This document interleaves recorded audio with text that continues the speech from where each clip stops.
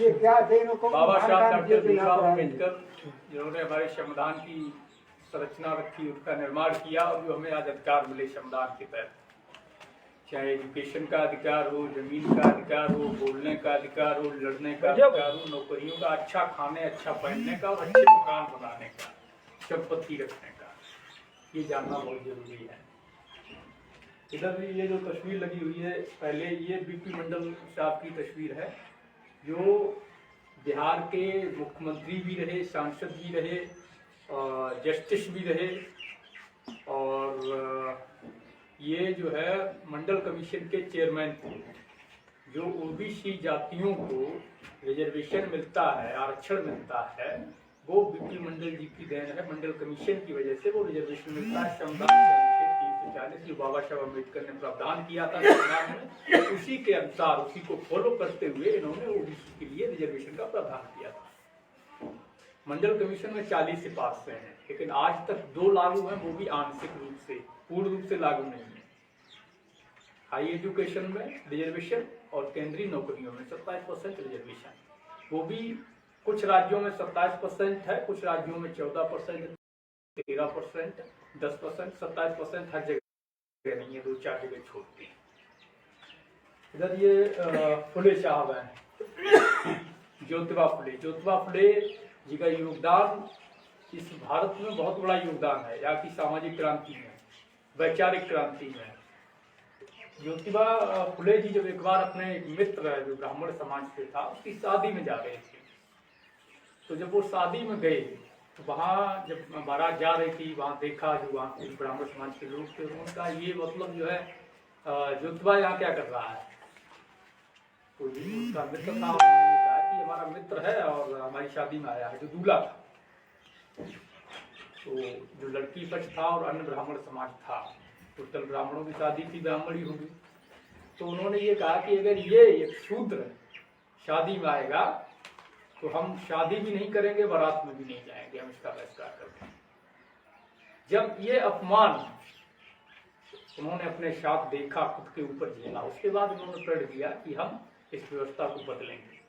आप फुले साहब की लिखी हुई बहुत चर्चित पुस्तक है गुलामगिरी, आप सबको उसको पढ़ना चाहिए। गुलामगिरी बहुत चर्चित पुस्तक है, उसको आप लोग पढ़िए। और इसके बाद फुले साहब ने ही सत्यशोधक समाज की स्थापना की थी, पाखंड रहित जो समाज की स्थापना। सीधी भाषा में अगर कहा जाए, पाखंड पर करारा जो हमला किया था वो फुले साहब ने किया। बहुत पुरानी बात है। बिल्कुल। ये फुले साहब जो है अंग्रेजों के जमाने में ही 80 के आसपास 1800 में इन्होंने क्रांति शुरू की थी। और इनके साथ में इनकी पत्नी जो थी सावित्रीबाई फुले, माता सावित्रीबाई फुले। माता सावित्रीबाई फुले वो प्रथम महिला हैं जिन्होंने इस देश में महिलाओं की एजुकेशन के लिए शुरुआती संघर्ष किया था और काम किया था। महात्मा ज्योतिबा फुले और माता सावित्रीबाई फुले दोनों ने मिल करके महिलाओं के लिए स्कूल खोलने का काम किया था। उस समय भी अपर कास्ट के लोगों ने बहुत ज्यादा विरोध किया था कि महिलाएं पढ़ के क्या करेंगी। आपको पता हो कि जब वोट का अधिकार हम लोगों को दिया जा रहा था, तब जिनको आप लोग माननीय बाल गंगाधर तिलक कहते हैं, उसी तिलक ने ये कहा था कि तेली तमोली क्या संसद में जाके हल चलाएंगे। ये शूद्र छूत में जो अछूत हैं, ये जो चमार हैं, धोबी हैं, नट हैं, कोरी हैं, अहीर हैं, ये पढ़ लिख करके क्या करेंगे। तो आज हम उन्हीं लोगों को अपने सर पे बिठाए घूम रहे हैं, लेकिन जिन्होंने हमारे लिए कुछ किया है, जिन्होंने हमारे लिए सब कुछ बलिदान दे दिया, उनके बारे में हम नहीं जानते। हमें उनके संघर्ष पे चलना होगा। पेरियार ललई सिंह यादव कानपुर के थे, कानपुर देहात क्षेत्र के झिंझक एक जगह है, आप लोग जानते हो। तो पेरियार ललई सिंह यादव ने सच्ची रामायण लिखी हुई थी। पेरियार रामास्वामी नायकर की जो इंग्लिश में, तमिल में जो थी, उसको हिंदी में किया था। और जब उन्होंने सच्ची रामायण किताब पब्लिश की तो उस पर केस कर दिया गया और उसकी प्रतियां जो है जब्त कर दी गई। हाई कोर्ट में केस चला। हाई कोर्ट में केस चलने के बाद ललई सिंह यादव जीते और उन्होंने ये प्रूव कर दिया कि रामायण पूरी तरह काल्पनिक है। राम नाम का कोई व्यक्ति धरती पे कभी नहीं हुआ। सुप्रीम कोर्ट, हाई कोर्ट ने इस बात को माना। उसके बाद सरकार को जब्त की हुई प्रतियां वापस करनी पड़ी। ललन सिंह यादव को जुर्माना देना पड़ा। सरकार को ललन सिंह यादव को उसका खामियाजा देना पड़ा, हर्जाना देना पड़ा। तो बाबा साहब अम्बेडकर, जिनके बारे में हम सब जान ही रहे हैं, पहले ही बताया गया। ये है जो तस्वीर चित्र आप देख रहे हैं, ये चित्र है जगदेव प्रसाद कुशवाहा का। भारत ले लें जगदेव प्रसाद कुशवाहा, जिन्होंने नारा दिया था। जगदेव प्रसाद कुशवाहा का नारा है 100 में 90 शोषित है, 90 भाग हमारा है। धन धरती और राजपाट पर 90 भाग हमारा है। बाबू जगदेव प्रसाद कुशवाहा जी ने एक सभा में एक बात कही थी। उन्होंने कहा था कि हमारी पहली पीढ़ी मारी जाएगी, दूसरी पीढ़ी जेल जाएगी और तीसरी पीढ़ी राज करेगी। ये घटना खुद उनके साथ थी। एक सभा में ही जगदेव प्रसाद कुशवाहा जी को गोली मार दी गई, उनकी निर्मम हत्या कर दी गई।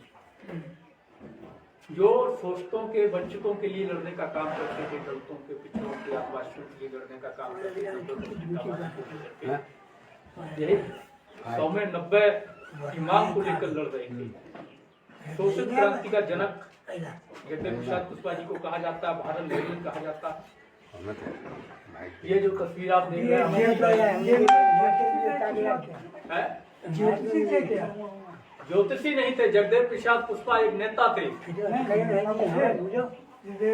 आगे कैसे जानकारी कि हमारे आगे जन्म क्या होगा, एक क्रांति होती है। ये डिस्कस हो जाएगी थोड़ा आगे बढ़ो। उसके बाद अवंतीबाई लोधी, जो लोधी समाज से थी, जिन्होंने स्वतंत्रता के संग्राम में अवंतीबाई लोधी योगदान दिया। माता सावित्रीबाई फुले, जिनके विषय में हम बता ही चुके हैं, ज्योतिबा फुले की पत्नी थी और महिला शिक्षा के लिए अलग जगाई थी। अब ये हम कहें कि भारत की महिला शिक्षिका। शाहू जी महाराज, शाहू जी महाराज वो शख्स हैं जिन्होंने भारत में सर्वप्रथम आरक्षण को पैदा किया, या ये कहा जाए कि आरक्षण के जनक। कोल्हापुर रियासत के नरेश थे, राजा थे, छत्रपति शिवाजी महाराज के वंशज हैं, उनकी पीढ़ी के हैं, उनकी कुल के हैं। और साहू जी महाराज जब एक बार स्नान करने गए तो होता क्या था कि पहले राजाओं को जो स्नान वगैरह होता था तो कोई ब्राह्मण आया करता था, पंडित, वो मंत्र कुछ पढ़ता था स्नान के टाइम। तो साहू जी महाराज जब स्नान कर रहे थे तो जो पंडित था उनका, वो मंत्र पढ़ रहा था, लेकिन मंत्र वो जो पढ़ना चाहिए वो दूसरा मंत्र पढ़ रहा था। शायद वेद का कुछ होता, उसमें मैं उतना नहीं जानता हूँ, वेद लंबा डिस्कशन हो जाएगा। तो वो दूसरे मंत्र पढ़ रहा था। तो साहू जी महाराज ने पूछा कि ऐसा क्यों कर रहा है भाई, तुमने ये मंत्र क्यों पढ़ा, वो क्यों नहीं पढ़ा? बोला तुम शूद्र हो, शूद्रों के लिए मंत्र नहीं है। साहू जी महाराज ने उसको भगा दिया और उसी समय उन्होंने प्रण दिया कि अगर मेरे साथ में एक राजा, मेरे साथ इतनी बड़ी नाइंसाफी अगर हो सकती है, मेरा इतना बड़ा अपमान हो सकता है, तो आम जनता के साथ क्या करते होंगे ये लोग। तब साहू जी महाराज ने अपने राज्य की व्यवस्था में 50% आरक्षण वंचितों के लिए, दलितों के लिए रिजर्व किया, यानी कि 50% अधिकारी अपने शासन में ओबीसी, एससी, दलित, पिछड़े वर्ग के नियुक्त किए। ब्राह्मणों के पहले जो टोटल ब्राह्मण हुआ करते थे, सबल हुआ करते थे, उनको निकाल करके 50% रिजर्वेशन के लिए रिजर्व कर दिया। और ये है सर छोटू राम। सर छोटू राम, इनको किसानों का मसीहा कहा जाता है, किसानों का राम कहा जाता है। किसान आंदोलन का बड़ा नाम है। साइमन कमीशन की अगुवाई में ये साथ थे। पिछड़ों, दलितों, शोषितों, किसानों, मजदूरों के विषय में इन्होंने बहुत सी किताबें भी लिखी हैं, बहुत संघर्ष भी किया है, उनके लिए आंदोलन भी किए हैं। छोटू राम की एक बात हमेशा कहा करते थे अपनी किसी भी सभा में, कहीं भी शुरुआत होती थी कि हे मेरे भोले किसान, तू मेरी 2 बातें मान ले। एक तो बोलना सीख ले और दूसरा दुश्मन को पहचान ले। बोलना सीख ले मतलब अपने हक के लिए आवाज उठाना सीख ले, और दूसरा जो तेरा दुश्मन है उसकी पहचान करना सीख ले। एक वाक्य है, राजस्थान में एक जगह पड़ती है,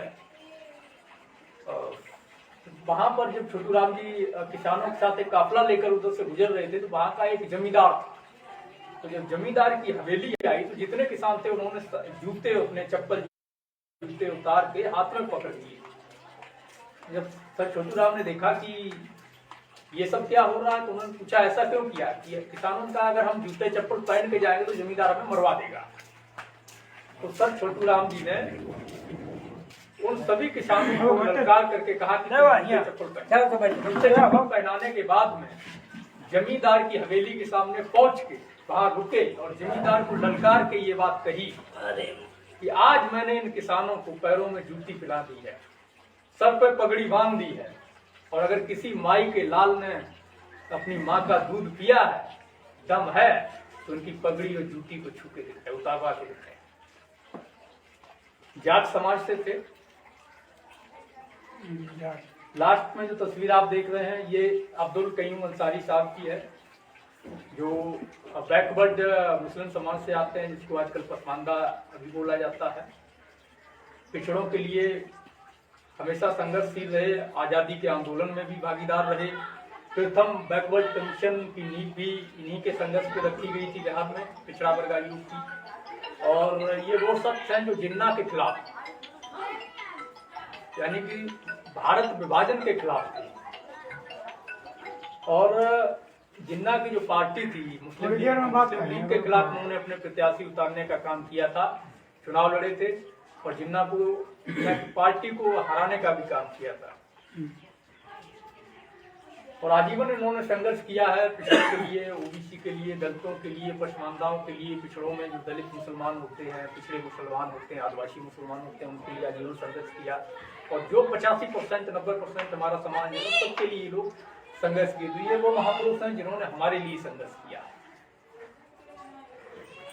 हमारे उत्थान के लिए संघर्ष किया, जिन्होंने इसलिए संघर्ष किया कि हमारे बच्चे, हमारी पीढ़ी स्कूल जा सकें, हम अच्छे कपड़े पहन सकें, हम अच्छा खाना खा सकें, अच्छे घर बना सकें, अच्छी जगह रह सकें।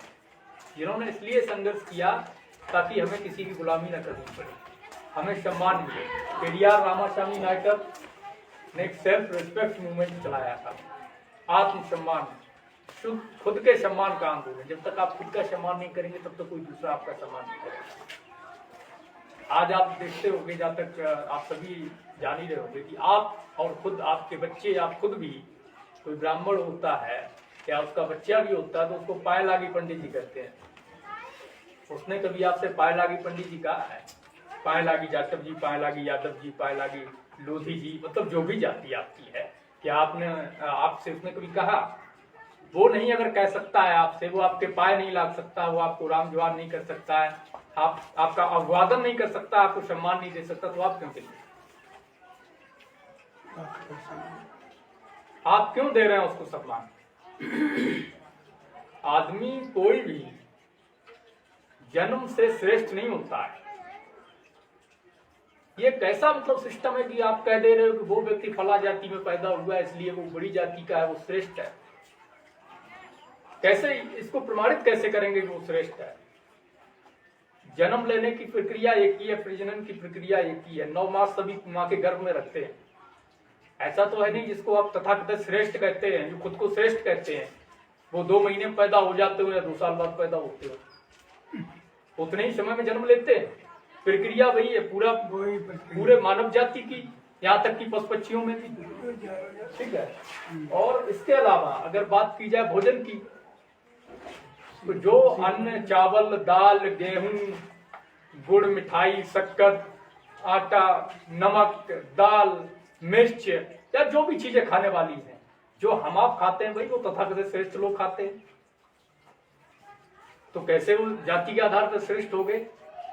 कपड़े हम लोग भी पहनते हैं, धागों के बुने हुए, वो लोग भी पहनते हैं। क्या वो लोग सोने के कपड़े पहनते हैं, पत्थर के पहनते हैं? जिस तरह के मकानों में हम लोग रहते हैं उसी तरह के मकानों में वो लोग रहते हैं। हम भी इस धरती में रहते हैं, वो भी इस धरती में रहते हैं, वो कैसे श्रेष्ठ हो गए? श्रेष्ठ वो लोग कैसे हो गए जो लूट के खाते हैं? श्रेष्ठ वो लोग कैसे हो गए जो हराम का खाते हैं? अगर श्रेष्ठ की बात है तो श्रेष्ठ तो हम लोग हैं, जो मेहनत कश लोग हैं, मजदूर लोग हैं, किसान लोग हैं, कमेरा लोग हैं। हम मेहनत करते हैं, इस देश के निर्माण में हमारा योगदान है। इस देश को जो कभी बंजर हुआ करता था, वन विहर हुआ करता था, इसको जोत खोद के समतल करने का काम किसने किया? हमारे पुरखों ने। इस देश की जो भी अगर इमारतों की बात की जाए, जितनी बड़ी बड़ी इमारतें जहां आप जाते हो, घूमने जाते हो, देखने जाते हो, तो उसमें भी खून पसीना किसका लगा है? हम लोगों ने बनाया है। अन्न उगाने का काम हम लोग करते हैं। तो फिर वो व्यक्ति श्रेष्ठ कैसे हो गया जिसका कोई योगदान ही नहीं इस देश के निर्माण में, जो हराम की खाता है, लूट के खाता है, मूर्ख बना के खाता है, ठग के खाता है, कैसे श्रेष्ठ हो सकता है? ये सवाल है जो हमारी हकमारी की जा रही है और हम इस पे मौन क्यों? आज देश में आप देखा जाए तो जाति जनगणना का जो सवाल है, देश में सभी जातियों की गिनती होती है, सभी तरह की गिनतियां की जाती हैं, जानवरों की गिनती होती है, पक्षियों को भी गिना जाता है, गाय, भैंस, बकरा, गधा, कुत्ता, सुअर, सबको गिना जाता है। SC/ST में जातियों की गिनती संवैधानिक मजबूरी से करवाती है सरकार, लेकिन बैकवर्ड और फॉरवर्ड जो अग्रणी और पिछड़ी जातियां हैं उनकी गिनती इस देश की सरकार नहीं कराती है। जनगणना का इतिहास काफी पुराना, ये नया सवाल नहीं है। ऐसा नहीं है कि पहली बार जनगणना की मांग हो रही है या कभी जनगणना जातियों की हुई नहीं है। 1881 से जातियों की गिनती शुरू हुई। जब देश गुलाम था, अंग्रेजों ने ये व्यवस्था शुरू की थी कि आंकड़े जुटाए जाए और आंकड़े के आधार पर जो वंचित है उनको उत्थान के लिए जो योजना है वो बनाई जाए। 1881 से लेकर के 1931 तक जाति आधारित गिनती होती रही। 1941 में भी जाति जनगणना हुई थी, लेकिन उस समय द्वितीय विश्व युद्ध चल रहा था। दूसरे विश्व युद्ध के चलते जो आंकड़े जुटाए जाने थे वो नहीं जुटा पाए। तो आज हम जो है या हमारी जो सरकारें हैं वो 1931 के आंकड़ों को ही वैलिड मानती हैं। तो 1931 के जो आंकड़े हैं जाति जनगणना के, उसी आधार पर आज योजनाएं बनाई जाती हैं। 1931 में देश की जनसंख्या क्या थी, आज देश की जनसंख्या क्या है? 1931 में आप देखिए किसी के परिवार में उस समय 1-2 व्यक्ति या 4 लोगों का परिवार था। आज उसके जो है कम से कम 10-20 घर बन गए, कई के तो एक परिवार से 2-2, 4-4 गांव बस गए।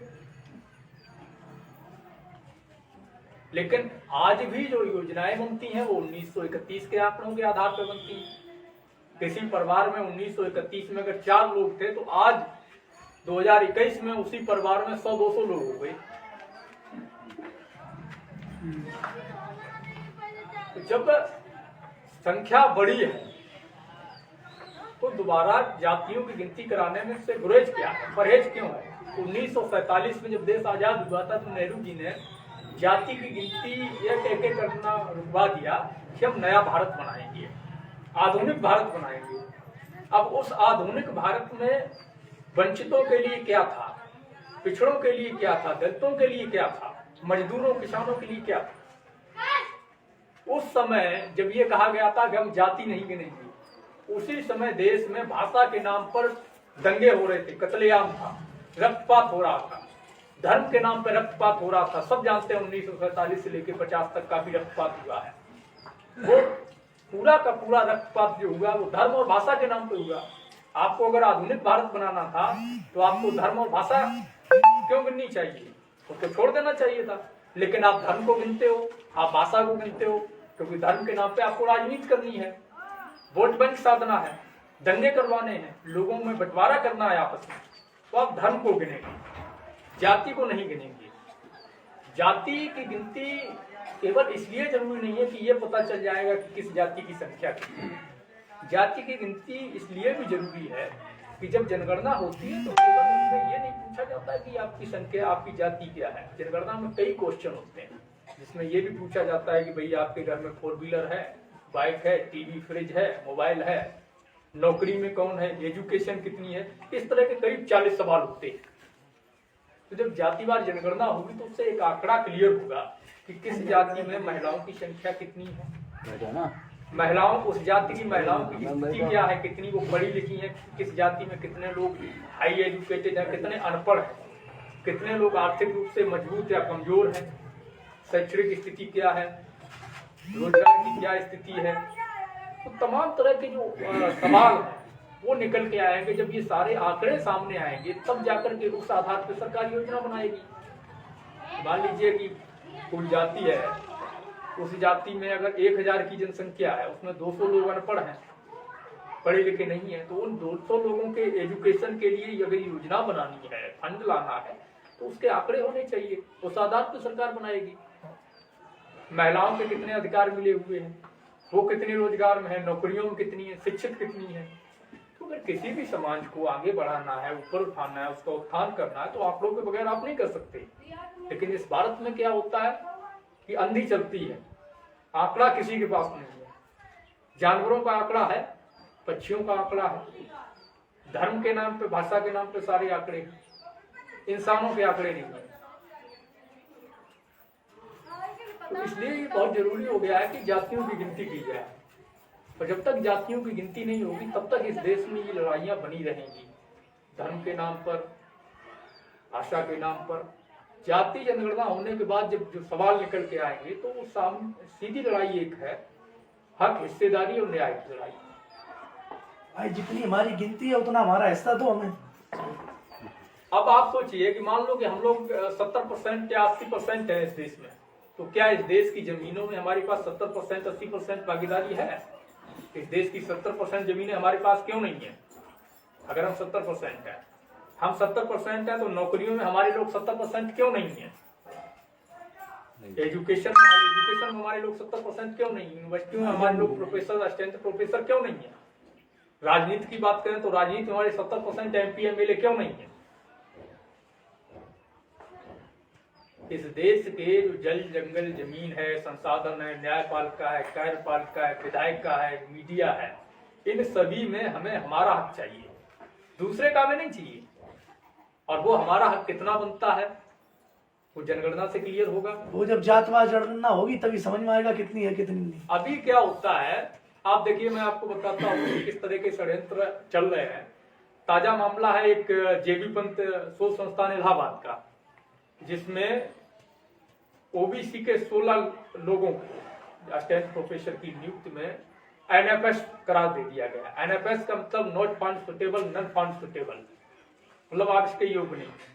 और वहीं पर वो लोग जो अपर कास्ट से आते थे, एक जाति विशेष के, जिनकी मेरिट भी, जिनको नॉट फाउंड सुटेबल बताया गया, उनसे नीचे थी। यानी कि वहां पर जो आंकड़ा 87 का है, तो जिनको नॉट फाउंड सुटेबल दिया गया वो 90, 93, 92 वाले लोग नॉट फाउंड सुटेबल है। लेकिन 80 वाले, 82 वाले, 85 वाले अपर कास्ट के लोग, ब्राह्मण जाति के लोग, वो सुटेबल हैं, उनको प्रोफेसर बनाया जा रहा है। JNU में देखिए, आप इतना मेहनत करते हैं, अपने बच्चों को पढ़ने भेजते हैं यूनिवर्सिटी। JNU में एक आदिवासी लड़की को PhD एडमिशन में 1 नंबर दिया जाता है।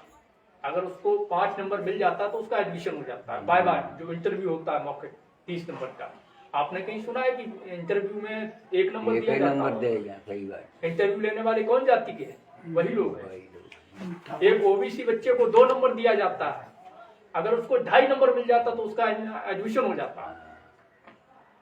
आपके बच्चों को एजुकेशन लेने से इस तरीके से रोका जा रहा है कि उनको 1 नंबर, 2 नंबर, 3 नंबर दिया जा रहा है। आपके बच्चे यहाँ से जो है टॉप करके जा रहे हैं, मेरिट में टॉप करते हैं, 90%, 85%, 95% लेके जाते हैं। लेकिन वहां जब पहुंचते हैं तो वो लोग इस बात पे मुझे फुले साहब का एक वाक्य याद आता है। वो कहते थे कि ये लोग जो है कलम कसाई लोग हैं, ये तलवार से गर्दन नहीं काटते, ये कलम से गर्दन काटते हैं। तो ये क्या कर रहे हैं, पहले के समय में द्रोणाचार्य ने एकलव्य का अंगूठा काट लिया था, लेकिन आज जो द्रोणाचार्य बैठे हैं वो अंगूठा नहीं काटते हैं, वो नंबर काटते हैं, वो कलम कसाई है।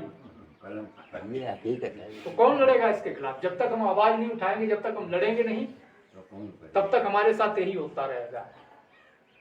तो इसलिए जरूरी है कि जाति जनगणना हो और हमारी संख्या के अनुपात में हमारे लोग वहां पहुंचे। और इंटरव्यू के तो खिलाफ बिल्कुल पूरे समाज को लामबंद होना चाहिए, इंटरव्यू को बंद कराना चाहिए। या तो इंटरव्यू बंद हो या फिर इसकी लाइव स्ट्रीमिंग हो, वीडियो रिकॉर्डिंग हो, वीडियो रिकॉर्डिंग हो, हमारा बच्चा क्या नहीं क्या इंटरव्यू ले रहे पता तो लगे हमें। तुमसे तो कह रहे हैं कुछ, तुम देख वहां कुछ रहे बैठे। ये बहुत बड़ा स्कैम हो रहा है। दूसरा, आप कॉलेजियम देखिए, कॉलेजियम जो है एक ऐसी व्यवस्था है, हम लोग न्याय की आस से न्याय में जाते हैं, न्यायपालिका में जाते हैं, न्यायालय में जाते हैं, लेकिन न्यायपालिका में बैठे हुए लोग खुद भ्रष्ट हैं, वो खुद न्यायपालिका में जो जज हैं वो खुद न्यायपालिका के साथ न्याय नहीं करते। आपको पता है कि जजों की नियुक्ति कैसे होती है? किसी को पता है? नहीं पता है। चपरासी अगर बनना है आपको तो आपको तमाम तरह के एग्जाम देने होंगे, इंटरव्यू देना होगा, परीक्षा पास करनी होगी, फिजिकल, रिटन वगैरह वगैरह जो भी होता है, जो उसकी प्रक्रिया होगी उसको फॉलो करना पड़ेगा, जिस तरह की जॉब में आप जाना चाहेंगे। लेकिन अगर आपको जज बनना है तो उसके लिए सबसे पहले आपको जाति विशेष में पैदा होना पड़ेगा, जो आपके हाथ में नहीं है। दूसरी बात, आपका बाप, आपका भाई, आपका चाचा, आपका ताऊ, आपका साला, जीजा या कोई रिश्तेदार जज होना चाहिए। अगर ये सब योग्यताएं आपके पास हैं, आप अनपढ़ जाहिल कुछ भी हो सकते हैं, आप पागल मंदबुद्धि हो सकते हैं, उससे मतलब नहीं है। अगर आपके पास इतनी योग्यता है, आप जाति विशेष में पैदा हुए हैं, आपके घर में, आपके रिश्तेदार में कोई पहले से ही जज रहा है, तो आप 10 साल की प्रैक्टिस के बाद जज बन जाएंगे। जज आप देखिए, इस देश के जो न्यायपालिका है उसमें 130-40 घरानों के लोग आज पीढ़ी दर पीढ़ी जज बनते आए हैं। जज का फूफा जज है, उसका साला जज है, जीजा जज है, जीजी जज है, भतीजा जज है, भाई जज है, फूफा फूफी जज है। ये कैसे पॉसिबल है? कैसे एक ही घर में इतने योग्यता वाले लोग पैदा हो जाते हैं? आप कह सकते हैं अगर किसी के घर में, किसी जज के घर में बच्चा पैदा हो तो आप उसको बधाई आप दे सकते हैं सीधे तौर पे कि आपको बधाई हो, जज पैदा हुआ आपके घर में। ये सिस्टम बन गया है। उनके घर बच्चा पैदा नहीं होता, उनके घर जज पैदा होता है, क्योंकि वो जाति विशेष से है, उनके रिश्तेदार जज हैं। 5-7 कॉलेजियम के तहत 5-7 जज जो खुद जज हैं, वो लोग एक कमेटी बनाते हैं और वही लोग फाइनल करते हैं कि जज कौन बनेगा। मान लीजिए कि अगर आप 4 लोगों को एक कमेटी बना दी जाए और ये कह दिया जाए कि आपको 10 लोग चुनने हैं जिनको टीचर बनाना है प्राइमरी का, मान लीजिए, तो आप किसको चुनेंगे? अपने जानने वाले को, अपने रिश्तेदार को, अपने पड़ोसी को, अपने घर परिवार वाले को, भाई भतीजे को। जाहिर सी बात है, क्योंकि सिलेक्शन तो आपको करना है। तो जजों की नियुक्ति इस देश में सबसे बड़ा घोटाला है। इस देश की जो न्यायपालिका है सबसे बड़ी भ्रष्ट पालिका है। ये तमाम तरह के घोटाले, तमाम तरह के षड्यंत्र सिर्फ इसलिए हो रहे हैं ताकि आपको न्याय ना मिले, ताकि आपको हक ना मिले, ताकि आपको अच्छी शिक्षा ना मिले, आप रोजगार में ना जा पाए। आपको अब देखिए, सुटेबल की जहां पर बात आती है तो आपको अगर दान देना है, दक्षिणा देनी है, पंडित जी को भोजन कराना है, पकवान व्यंजन बना के, या उन लोगों के हित में कोई काम करना है, उनका झंडा उठाना है, या तमाम तरह की धार्मिक आयोजनों में शामिल होना है, उस समय आप सुटेबल होते हैं। जब आप पैसा उनको देते हैं, अपनी गाड़ी मेहनत की कमाई का, आप सुटेबल होते हैं। वहां पर NFS नहीं लगाया जाता है कि ये दलित है, ये ओबीसी है, इसका पैसा नॉट फाउंड सुटेबल है, इसको हम नहीं लेंगे, ये सुटेबल ही नहीं है, वो ले लिया जाएगा। उस समय आप छूत भी अछूत भी नहीं होंगे, उस समय आप अछूत भी नहीं होंगे, उस समय आप पवित्र होंगे। उस समय चाहे आप जाटव रहें, चाहे आप मेहतर रहें, चाहे आप धोबी रहें, चाहे आप अहीर रहें, गड़रिया रहें, गुजर रहें, तेली रहें, कोई भी रहे, आप उस समय अछूत नहीं होंगे। उस समय आप पवित्र होंगे जब आप वहां पर दान देने जाएंगे, जब आप उनको दक्षिणा देने जाएंगे। तो ये बड़ा स्कैम है और इसलिए जरूरी है कि हम लोग जातिवार जनगणना के आंदोलन को मजबूत करें। जब तक जातियों की गिनती नहीं होगी तब तक जो हमारी हक हिस्सेदारी है वो हमें नहीं मिलेगी, और जब तक हमारी हक हिस्सेदारी नहीं मिलेगी, जो हमारे महापुरुषों ने बलिदान दिया है, संघर्ष किया है, जिस तरह के भारत का एक उन्होंने सपना देखा था, वो कभी उनका सपना साकार नहीं हो पाएगा। उनके सपने को साकार करने की जो जिम्मेदारी है वो हम सबके कंधों पर है। आंदोलन किसी एक व्यक्ति से नहीं चलता है, और आंदोलन किसी एक व्यक्ति का होता भी नहीं। जब भी कोई योजना लागू होती है, जैसे रिजर्वेशन लागू हुआ है, तो रिजर्वेशन हमारे सभी समाज के लिए है, किसी एक व्यक्ति के लिए नहीं है। जबकि लागू कराने के लिए चंद लोग लड़े, लेकिन लाभ सबको मिलता है। उसी तरह जो भी समाज इसमें होगा, जाति जनगणना होगी, तो उसका लाभ संपूर्ण हमारे समाज को मिलेगा, किसी एक जाति को या एक व्यक्ति को नहीं मिलेगा। तो इसलिए हम सबको मिलकर लड़ना पड़ेगा। और सबसे बड़ी बात यह है कि जो ओबीसी SC ST के अपने लोग हैं उनमें एका बना दीजिए, उनके साथ बैठना होगा। और जो सुघोषित श्रेष्ठ लोग हैं, अगर वो आपको सम्मान नहीं देते हैं, मैं तो यही कहूंगा कि उनको सम्मान देने की कोई आवश्यकता नहीं है। अगर वो सामने से आपसे राम जोहार करे तो आप राम जोहार करिए। अगर उसका लड़का आपको पायलागी नहीं बोलता है तो आपका लड़का उसको पायलागी क्यों बोलेगा? समानता का अधिकार सभी को है, सब समान है। प्रकृति की नजर में कोई छोटा बड़ा नहीं है। हवा सभी को समान रूप से सुविधा देती है। पानी किसी के साथ भेदभाव नहीं करता, जमीन किसी के साथ भेदभाव नहीं करती है, आकाश सूरज किसी के साथ भेदभाव नहीं करता है, पेड़ पौधे किसी के साथ भेदभाव नहीं करते हैं। जब प्रकृति भेदभाव नहीं करती है, जिसने हमारा निर्माण किया है, तो फिर हम उन जो सुघोषित लोगों की बात क्यों माने? हम उनकी बात मान करके उनको मजबूत करते हैं। हम अपने मन में खुद मान लेते हैं कि नहीं, हम तो साफ जाति में, हम नीची जाति के, हम तो मेहतर है, हम नीची जाति के, हम अहीर हैं, हम तो छोटी जाति के, वो ऊंची जाति का। हम खुद माने बैठे हैं ना। अगर हम ना माने तो किसी की हिम्मत हमसे मनवा ले। पहले तो हमें खुद से लड़ना पड़ेगा। जब तक खुद से नहीं लड़ोगे तब तक कुछ आगे नहीं बढ़ोगे, कुछ नहीं आगे बढ़ोगे। खुद के अंदर ही हौसला रखना पड़ेगा। हमें खुद अपना आत्मसम्मान मूवमेंट खुद तैयार करना पड़ेगा। सेल्फ रिस्पेक्ट आंदोलन जो पेरियार रामास्वामी नायकर साहब ने चलाया था, उसको आगे बढ़ाने का जिम्मा हमारा खुद का है। बाबा साहब अम्बेडकर ने जो आंदोलन चलाया था, मंडल ने जो आंदोलन चलाया था, कर्पूरी ठाकुर ने चलाया, लोहिया ने चलाया, जगदेव प्रसाद कुशवाहा ने चलाया, ये तमाम महापुरुषों ने जो मूवमेंट चलाया था, उसका केंद्र एक ही था, हक, हिस्सेदारी, न्याय और समानता।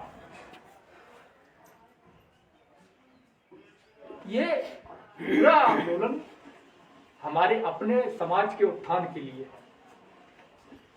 हमें सबसे पहले तो जातीय जो दम्भ है, झूठा अहंकार है, उसको छोड़ करके अपने जो ओबीसी SC ST पिछड़ा दलित आदिवासी समाज है, पशमानदा समाज है, उसको एक साथ लाना पड़ेगा, एकजुट करना पड़ेगा। और सीधी सी बात है, जो आपका सम्मान नहीं करता आप उसका सम्मान मत करिए। वो क्या आपका बहिष्कार करेंगे? उनकी हिम्मत है। 2% 3% लोग हैं, वो बहिष्कार क्या करेंगे? आप उनका बहिष्कार कर दीजिए, कहां जाएंगे? आप 100 लोग हैं, वो 2 लोग हैं, वो 2 लोग आपका बहिष्कार कर लेंगे। वो तो पहले से बहिष्कृत है। जब आप 100 लोग संख्या इधर 100 की है, उधर 2 की है, तो वो तो पहले से बहिष्कार हो गया उनका। अगर हम 100 उनसे अलग हट के खड़े हो गए, बिना कहे बहिष्कार हो गया। तो हमें अपने आत्मबल को जगाना पड़ेगा, अपने आत्मबल को मजबूत करना पड़ेगा। हमें अपने सम्मान को सुनिश्चित करना पड़ेगा। सेल्फ रिस्पेक्ट आंदोलन को बढ़ाना पड़ेगा। हक, हिस्सेदारी, न्याय के लिए, जाति जनगणना के लिए लड़ना पड़ेगा। कॉलेजियम के खिलाफ लड़ना पड़ेगा। निजीकरण के खिलाफ लड़ना पड़ेगा। इस सबके लिए हमें संगठित होकर आवाज उठानी पड़ेगी। बाबा साहब अम्बेडकर ने हमें संविधान दिया, संविधान में तमाम प्रावधान दिए जो हमारे हित के हैं, लेकिन हमने कभी संविधान को पढ़ा ही नहीं। हमने कभी बाबा साहब को पढ़ा ही नहीं। हम जय भीम तो खूब करते हैं। अरे जय भोले जय भीम में क्या फर्क है जब हमें पता ही नहीं है दोनों में अंतर क्या है? तुम जय भीम करो या जय भोले करो, बात तो एक ही है। जय भीम करने का फायदा जब है जब हम बाबा साहब को समझे और उनके बताए हुए मार्ग पे चले। जय मंडल करने का फायदा जब है जब मंडल साहब को समझे, उनके बताए हुए मार्ग पे चले। तो अगर हम अपने महापुरुषों को पढ़े ही नहीं है, हमने संविधान को नहीं पढ़ा, हमने मंडल कमीशन को नहीं पढ़ा, हमने बाबा साहब अम्बेडकर को नहीं पढ़ा, कर्पूरी ठाकुर को नहीं पढ़ा, ललित सिंह यादव को नहीं पढ़ा, जगदेव प्रसाद कुशवाहा को नहीं पढ़ा, बीपी मंडल को नहीं पढ़ा, पेरियार रामास्वामी नायकर को नहीं पढ़ा, अब्दुल करीम अंसारी को नहीं पढ़ा, माता फातिमा सेफ को नहीं पढ़ा, माता सावित्रीबाई फुले को नहीं पढ़ा, जब हमने किसी को पढ़ा ही नहीं, उनके संघर्ष को समझा ही नहीं, बिरसा मुंडा के संघर्ष को, जो उलगलान का संघर्ष था, बिरसा मुंडा का जो आंदोलन था, हमारा देश हमारी धरती हमारा राज, अबुआ देशों अबुआ राज, हमारा देश हमारा राज, जब हम उसके उद्देश्य को नहीं समझे तो हमें जय बिरसा करने का क्या फायदा? जब तक हम अपने महापुरुषों के विचारों को समझेंगे नहीं, उनको पढ़ेंगे नहीं, उनके आंदोलन को नहीं समझेंगे, तब तक हम उनकी कितनी भी जय जयकार कर लें, बस वैसे ही हो जाएगा। चाहे आप जय भोले करो, जय श्री राम करो, जय भीम करो, जय मंडल करो, जय पेरियार करो, कोई उसका औचित्य नहीं रह जाता है जब तक आप अपने महापुरुषों के विषय में पढ़ते नहीं है, समझते नहीं है। जब तक आप देखिए, बहुत बड़ा आंदोलन है, तथागत बुद्ध से लेकर चला आ रहा है, बसवन्ना, पेरियार, फुले, कर्पूरी ठाकुर, जगदेव प्रसाद कुशवाहा, भागवत साहब, काशीराम साहब ने नारा दिया था, जिसकी जितनी संख्या भारी उसकी उतनी हिस्सेदारी। नारा तो आजकल लगभग लोग लगाते हैं, जिसकी जितनी संख्या भारी उसकी उतनी हिस्सेदारी, लेकिन उस पर चलता कोई नहीं, अमल कोई नहीं करता है। अगर आप धार्मिक आयोजन कर दो, हजारों की भीड़ बिना बुलाए आ जाएगी। हक हिस्सेदारी की जहां बात होगी वह 4 लोग खड़े नहीं। फोन जान के लिए कतराई हैं। समझ जगाओ जो लोग जिम्मेदार। मान लीजिए कि अभी हम लोग यहाँ पर इकट्ठा हुए आए, तो संभवतः अगले 2 महीना, 4 महीना, 6 महीना, साल भर ना आ पाए, 2-4 साल ना आ पाए, क्योंकि लगातार हमें कहीं ना कहीं जाना होता है। तो अब यहाँ से जो चीजें हम छोड़ के जा रहे हैं, उसकी जिम्मेदारी किसकी होगी? जो यहाँ पे मौजूद है। क्योंकि जिम्मेदारी इसलिए होगी कि ये मेरा काम नहीं है, मेरा व्यक्तिगत काम नहीं है, ये समाज का काम है। अगर कोई भूल गया तो हमने उसको याद दिला दिया। हम सिर्फ इतना कर रहे हैं कि अपने महापुरुषों का जो संदेश है वो आप तक पहुंचा रहे हैं। अब महापुरुषों का जो संदेश आपको हमने दिया है, जो उनकी वैचार की, उनके आंदोलन के विषय में आपको बताया है, उनके संघर्ष को बताया, उनके संघर्ष को दूसरे लोगों तक पहुंचाने की जिम्मेदारी आप सबकी है। इस आंदोलन को हम लोगों को बढ़ाना होगा और समझना होगा किस तरह से हमारे साथ अन्याय हो रहा है, कैसे हमें लोग जो अपने आप को श्रेष्ठ कहते हैं, जन्मजात मेरिटधारी कहते हैं, इनका इस देश के उत्थान में तो नहीं निकले, इस देश को गर्त में ले जाने का बड़ा योगदान है। चाहे अंग्रेजों को भारत में सह देने का हो, मुगलों को भारत में सह देने का हो, या जो भी आक्रांता रहे हैं विदेशी, जो भी विदेशी आक्रांता भारत में आए, जिन्होंने भारत पे हमला किया, भारत को लूटा, वो सब इनके रिश्तेदार थे। इनकी रिश्तेदारी उन सबके साथ थी। लेकिन अगर बता दो किसी दलित पिछड़े की रिश्तेदारी विदेशी आक्रांताओं से कभी हुई हो, एक भी उदाहरण आप निकाल के दिखाओ। हमारे लोगों को राष्ट्रभक्ति का सर्टिफिकेट किसी लेने की जरूरत नहीं है। राष्ट्रभक्ति हमारे खून में है, इसीलिए तो हम पिछड़े हैं, क्योंकि हम देश के नाम पर मर मिटते हैं। लाखों करोड़ों की संख्या में शहीद हुए देश की आजादी में, लेकिन हमारा नाम नहीं है, क्योंकि हमारे इतिहास को लिखने वाले लोग नहीं थे। इतिहास को लिखने वाले वो लोग थे जिन्होंने मंगल पांडे को प्रथम स्वतंत्रता संग्राम सेनानी लिखा। 1857 की मेरठ की क्रांति से 32 दिन पहले मंगल पांडे को फांसी दी जा चुकी थी। 1857 की क्रांति की शुरुआत की थी धनसिंह गुर्जर ने, कोतवाल धनसिंह गुर्जर ने। तो प्रथम स्वतंत्रता संग्राम सेनानी मंगल पांडे कैसे हो गया? जो 32 दिन पहले मर गया, फांसी पर लटक गया, वो कैसे स्वतंत्रता संग्राम का भाग हो गया? उसके बाद सन 1750 से लेकर 1757 तक दक्षिण में अजगुमकोड़े अहीर नाम के एक जो सरदार था, सेनापति था, राजा था, उसने 7 साल तक अंग्रेजों से युद्ध किया, उसको तोप से उड़ा दिया गया, उसके बारे में किसी को पता नहीं। 1857 वाला कैसे प्रथम स्वतंत्रता संग्राम सेनानी हो गया, जबकि 100 साल पहले किसी और को आजादी के आंदोलन के लिए तोप से उड़ा दिया गया था। 7 साल तक युद्ध किया था वो। अजगुमकोड़े नाम था उसका, अहीर समुदाय से था।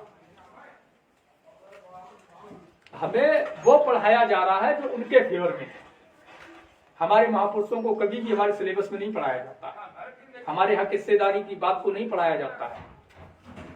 हमें वो पढ़ाया जाता है जो मनगढ़ंत है, जिसका हमारे समाज के उत्थान में कोई योगदान नहीं। उन लोगों को हमारे ऊपर मसीहा बना के थोपा जाता है और हम उनको मसीहा मानते भी हैं, क्योंकि हमने सिलेबस से हटके कभी भी बहुजन साहित्य को पढ़ने का प्रयास नहीं किया। कभी भी जो हमारे इतने महापुरुष हैं, इनके बारे में समझने का, पढ़ने का प्रयास नहीं किया। इसलिए हम वही सत्य मान लेते हैं जो हमें बता दिया गया। तो यही मेरी अपील है आप लोगों से कि इस जातिवाद जनगणना के प्रति जो है समाज को जगाने का काम करें, जागरूक करने का काम करें, और जहां तक आप प्रयास कर सकते हैं जगाने का प्रयास करते रहें। और इस आंदोलन में जो भी आप जिस तरह से आप सहयोगी बन सकते हैं, सहयोगी बने। अभी हम जनवरी में फिरोजाबाद में भी एक बड़ा आंदोलन करने वाले हैं, जनवरी लास्ट में, इसी को लेकर के उसकी तैयारियां फिरोजाबाद में चल रही हैं। अगर वहां आप शामिल हो सकें तो उस समय शामिल हों। जिस तरीके से आप साथ खड़े हो सकते हैं, देखिए किसी न किसी को आगे आना पड़ेगा, और जब तक आप लोग साथ नहीं खड़े होंगे तब तक आंदोलन नहीं हो सकता है। मेरे जैसे तमाम लोग घूम रहे हैं, ऐसा नहीं है, संघर्ष कर रहे हैं। लेकिन वो तमाम लोग एक आंदोलन का रूप जब भी ले पाएंगे जब सब लोग साथ देंगे। नेताओं के पीछे भीड़ बन के खड़े होने से लाभ कितना होता है? या तो एक सिगरेट मिल जाती है, गुटखा मिल जाता है, या फिर एक पौधा मिल जाता है। लेकिन सामाजिक जो नेता है, सामाजिक कार्यकर्ता है, उनके पीछे खड़े होने से आपको ये तो कुछ नहीं मिलेगा। लेकिन अगर उनका आंदोलन सफल होता है तो पीढ़ी दर पीढ़ी जो आने वाली हमारी पीढ़ियां हैं वो गुलामी से मुक्त होंगी, उनको उनका हक अधिकार मिल जाएगा। तत्कालीन लाभ नहीं है, तत्कालीन तो नुकसान ही है। आपको समय खर्च करना पड़ता है, आपको पैसा भी खर्च करना पड़ता है। कभी कभी ये होता है कि लाठी भी पड़ जाती है आंदोलन में, जेल भी जाना पड़ता है। मैं खुद गया हूँ, हमारे तमाम साथी जेल जा चुके हैं आंदोलन के चक्कर में। तो तत्कालीन नुकसान है, लेकिन आने वाली पीढ़ियों का भविष्य सुधर जाएगा। आज अगर हम नहीं बोलेंगे, आज हम नहीं लड़ेंगे, तो एक समय वो आ जाएगा जब हमारे बच्चे स्कूल का मुंह नहीं देख पाएंगे, रोजगार हमारे पास नहीं होंगे, पुरानी स्थिति में पहुंच जाएंगे। आने वाली पीढ़ियां थूकेंगी, हम उनसे नजर मिला के बात नहीं कर पाएंगे। जब वो पूछेंगे कि जब ये सब हो रहा था, जब निजीकरण हो रहा था, जब आरक्षण खत्म किया जा रहा था, जब अधिकार छीने जा रहे थे, तो आप क्या कर रहे थे? तब आप उनसे कैसे नजर मिला के बात करोगे? नहीं नजर मिला सकते। कम से कम हमारी पीढ़ी अपने पुरखों को गाली तो नहीं दे सकती, क्योंकि उन्होंने संघर्ष किया, उसकी बदौलत तो ये सब है। अगर संघर्ष नहीं किया होता तो आप बताओ कि पुराने भारत में आजादी से पहले जब इन लोगों की व्यवस्था, जो मनुस्मृति की व्यवस्था, मनुवादी की व्यवस्था, जो जिसकी पकड़ मजबूत थी, उस समय दलितों का स्थान कहाँ होता था? तेली को देखने पर अथैन मान ली जाती थी, बोला दिन खराब हो गया। दलितों की घर बस्तियों के बाहर बनाए जाते थे। हम वो भारत तो दोबारा नहीं देखना चाहेंगे। ये सब आज है कि हम सब कहीं भी रह सकते हैं, कहीं भी बैठ सकते हैं, एक साथ खा सकते हैं, पहन सकते हैं, अपनी बात खुल के रख सकते हैं। तो ये केवल हमारे महापुरुषों के संघर्ष की वजह से है। अगर उन्होंने भी संघर्ष न किया होता तो आज हम भी उसी जीवन को ढो रहे होते जो हमारी पहले की पीढ़ियां होती रही थी।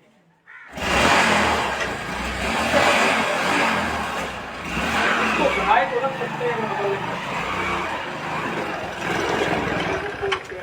बड़े आंदोलन की तैयारी में लगना होगा। और आंदोलन के लिए जरूरी नहीं कि सभी लोग सड़कों पे नहीं आ सकते हैं। आंदोलन के कई रूप होते हैं। जन जागृति की जा सकती है, जहां आप बैठते हैं वहां आप चर्चा कर सकते हैं, लोगों को समझा सकते हैं। तो इस तरीके से आप अपना योगदान देते हो और चीजें लिखी हुई हैं आपके द्वारा, उसको पढ़ें, समझें। और ये सारा जो आंदोलन है इसको बढ़ाने की जिम्मेदारी हम लोगों की है। इसको समझने का प्रयास करें, युवाओं को विशेष रूप से जगाने का प्रयास किया जाए।